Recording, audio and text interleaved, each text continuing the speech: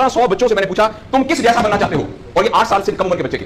आप यकीन करें बच्चों ने जो कहा वो ये कहा मैं मेसी की तरह बनना चाहता हूं जो फुटबॉलर है, किसी ने कहा मैं आतिफ असलम की तरह बनना चाहता हूं, किसी ने इंडिया के इदारों का नाम लिया, किसी ने नहीं कहा मैं अबू बकर की तरह बनना चाहता हूं, किसी ने नहीं कहा मैं हज़रत अली की तरह बनना चाहता हूं। कहा मैं पार्क में फिर रही थी, मैंने कहा बेटा तुम क्या बनना चाहती हो, कहती मैं हज़रत फातिमा की तरह बनना चाहती हूं। तो मेरे दोस्तों हमने अपने बच्चों के रोल मॉडल ही गलत कर दिए हैं हमने। इसलिए मुझे और आपको बहुत सीरियसली इस बात पर गौर करना है। मैं आपसे अर्ज करूं साउथ अफ्रीका में तितलियां खत्म हो रही हैं, लिहाजा तितलियों की नस्ल को बचाना बड़ा जरूरी है। अच्छा पांडा खत्म हो रहा है, पांडा को बचाना बहुत जरूरी है।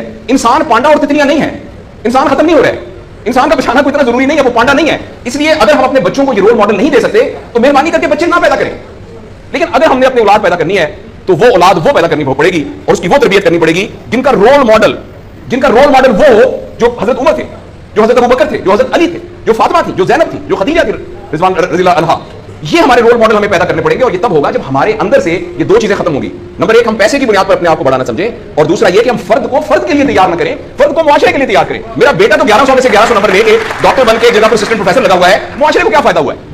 और हम में से आप सोचें कि अल्लाह लोग अमूमन हम सब लोग जब अल्लाह का शुक्र अदा करते हैं कि या अल्लाह तेरा शुक्र है 3 मरले के मकान में रहते थे, अब माशाल्लाह कोठी है 2 कनाल के अंदर, और साइकिल पे अबाजी जाते होते थे, लेकिन अल्हम्दुलिल्लाह हमारे पास अब 2-3 गाड़ियां हैं, और छुट्टियां तो सवाल ही पुआदे का जानते होते कदे कदे गोड़ खाने सीख रास्ते। अब हम सारे भूरबन में जाते हैं छुट्टियां गुजारने, कभी कभी इंग्लैंड भी जाते हैं। अल्लाह का हमारे ऊपर बड़ा करम हो गया, इस गलत फहमी से हम अपने आप को निकालें। अल्लाह का करम यह है कि मेरी वजह से, जैसे इन्होंने वीडियो दिखाई है कि हमारे यहाँ कोई ब्लड का कुछ नहीं होता था, शुक्र है मेरी वजह से ब्लड वाला काम शुरू हो गया। मैं डॉक्टर हूं, ये वाली सर्विस यहां मौजूद नहीं थी, अल्लाह का शुक्र है कि ये वाली सर्विस अब यहां मौजूद हो गई है।